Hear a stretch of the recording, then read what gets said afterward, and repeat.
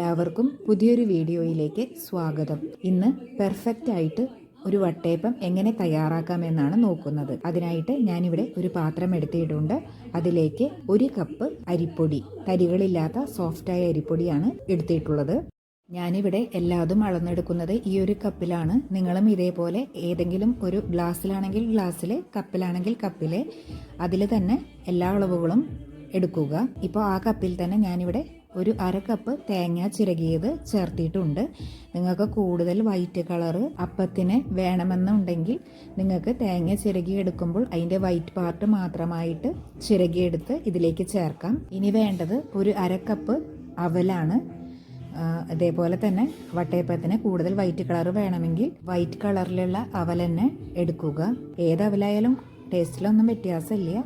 ഇനി ഇതിലേക്ക് 1/4 കപ്പ് ചോറ്, 1/2 കപ്പ് പഞ്ചസാര, 1 നുള്ള് ഉപ്പ്, ഒരു 1/4 ടീസ്പൂൺ ഈസ്റ്റ്, ഇതെല്ലാം ചേർത്ത് കൊടുക്കാം.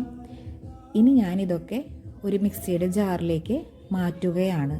ആദ്യം തന്നെ ഇങ്ങനെ ഒരു പാത്രത്തിൽ ഇത് ചെയ്ത് വെക്കുകയായിരിക്കും നല്ലത്. കാരണം നമ്മളിത് മിക്സിയുടെ ജാറിലാണ് ആദ്യം എടുത്തതെങ്കിൽ ചിലപ്പോൾ നമുക്കിത് ഒറ്റ ട്രിപ്പിൽ അടിക്കാൻ പറ്റുന്നുണ്ടാവില്ല. ചിലപ്പോൾ അളവ് കൂടുതലായിട്ട് വരും.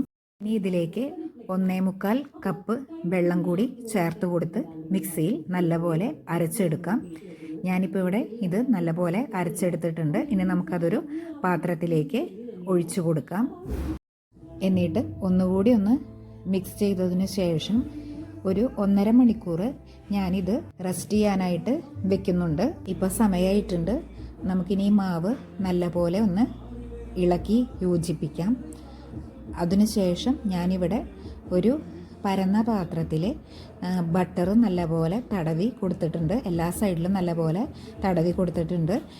ബട്ടർ ഇല്ലെങ്കിൽ നിങ്ങൾക്ക് നെയ്യായാലും തടവി കൊടുത്താൽ മതി. ഇനി ഞാനിതിലേക്ക് മാവ് ഒഴിച്ചു കൊടുക്കുകയാണ്. ഇതേപോലെ ഇത്തിരി കട്ടിയിൽ വേണം വട്ടയപ്പത്തിന് നമ്മൾ മാവ് ഒഴിച്ചു കൊടുക്കാൻ. ഈ മാവിന് മീതെ നമുക്ക് കുറച്ച് ഉണക്കമുന്തിരി വിതറി കൊടുക്കാം. ഇനി ഞാൻ ഈ അപ്പം വേവിക്കുന്നത് സ്റ്റീമറിലാണ്. അതുകൊണ്ട് തന്നെ അതിൻ്റെ അടിയത്തെ തട്ടിൽ ഞാൻ കുറച്ച് വെള്ളം ഒഴിച്ചു കൊടുത്തിട്ടുണ്ട്. ഈ നടുവിലെ തട്ട് വെച്ചതിന് ശേഷം നമുക്ക് നമ്മൾ മാവ് ഒഴിച്ചു കൊടുത്ത പ്ലേറ്റ് കൂടി വെച്ച് കൊടുക്കാം. അതിനുശേഷം ഇത് അടച്ചു വെച്ചിട്ട് നമുക്ക് അടുപ്പത്ത് വെച്ച് വേവിച്ചെടുക്കാവുന്നതാണ്. ഇപ്പം ഞാൻ ഫ്ലെയിം ഫുള്ളിലിട്ടിട്ടാണ് വെച്ചിട്ടുള്ളത്. ഇഡ്ഡലി ചെമ്പിൽ വെക്കണവർക്ക് അങ്ങനെയും വെക്കാട്ടാ. എൻ്റെ കയ്യിൽ ഇപ്പോൾ ഇതുള്ള കാരണം ഞാൻ അങ്ങനെ വെച്ചു എന്നേ ഉള്ളൂ. കുറച്ച് നേരം കഴിഞ്ഞപ്പോൾ ഇപ്പം എൻ്റെ കയ്യിൽ നന്നായിട്ട് സ്റ്റീം വന്നു തുടങ്ങിയിട്ടുണ്ട്. ഇങ്ങനെ സ്റ്റീം വന്നു തുടങ്ങിയാൽ നമുക്ക് പിന്നെ ഫ്ലെയിം മീഡിയം ലെവലിലേക്ക് മാറ്റാം. എന്നിട്ട് ഞാനൊരു 10 മിനിറ്റ് കൂടി കുക്ക് ചെയ്തു. എന്നിട്ട് നമ്മൾ തുറന്നു നോക്കുമ്പോഴേക്കും നമ്മുടെ അപ്പമൊക്കെ നല്ലപോലെ വെന്ത് വന്നിട്ടുണ്ട്. ഒന്നുകൂടി അപ്പം വെന്തു എന്ന് നിങ്ങൾക്ക് ഉറപ്പ് വരുത്തണമെങ്കിൽ ഒരു സ്റ്റിക്ക് കൊണ്ട് ജസ്റ്റ് ഒന്ന് കുത്തി നോക്കിയാൽ മതി. അപ്പോൾ സ്റ്റിക്കുമ്മേ മാവൊന്നും പിടിച്ചിട്ടില്ലെങ്കിൽ വെന്തു എന്ന് തന്നെയാണ് അർത്ഥം. ഇനി നമുക്കിത് സ്റ്റീമറിൽ നിന്ന് താഴത്തേക്ക് മാറ്റി വയ്ക്കാം. ഇനി ഇത് ചൂടാറുന്നത് വരെ നമുക്ക് വെയിറ്റ് ചെയ്യാം കേട്ടോ. ചൂടാറിയിട്ട് വേണം നമ്മൾ ഇനി ഇത് വേറൊരു പാത്രത്തിലേക്ക് മാറ്റാനും കട്ട് ചെയ്യാനും, അല്ലെങ്കിൽ അത് നല്ലതായിട്ട് കിട്ടില്ല. ചൂടാറി വരുമ്പോൾ കണ്ടില്ലേ നമ്മുടെ അപ്പത്തിൻ്റെ സൈഡൊക്കെ നല്ലപോലെ വിട്ടിട്ടാണ് വന്നിട്ടുള്ളത്. അഥവാ നിങ്ങൾക്ക് ഇങ്ങനെ വന്നിട്ടില്ലെങ്കിലും കുഴപ്പമൊന്നുമില്ല. ജസ്റ്റ് ഒരു സ്പൂണിൻ്റെ ബാക്ക് സൈഡ് വെച്ചിട്ട് ഒന്ന് അതിൻ്റെ അരിക്ക് കൂടെ ഒന്ന് റൊട്ടേറ്റ് ചെയ്ത് കൊടുത്താൽ മതി. അപ്പോൾ നമുക്ക് എടുക്കാൻ കുറച്ചുകൂടി എളുപ്പമുണ്ടാവും.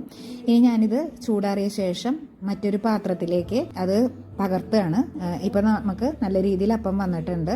ഇനി ഞാനിതിൽ നിന്നൊരു പീസ് ഇപ്പോൾ കട്ട് ചെയ്തിട്ടുണ്ട്. അപ്പം നല്ല സോഫ്റ്റാണ്. അപ്പോൾ എല്ലാവരും ഇതേപോലെ തന്നെ ട്രൈ ചെയ്ത് നോക്കുക.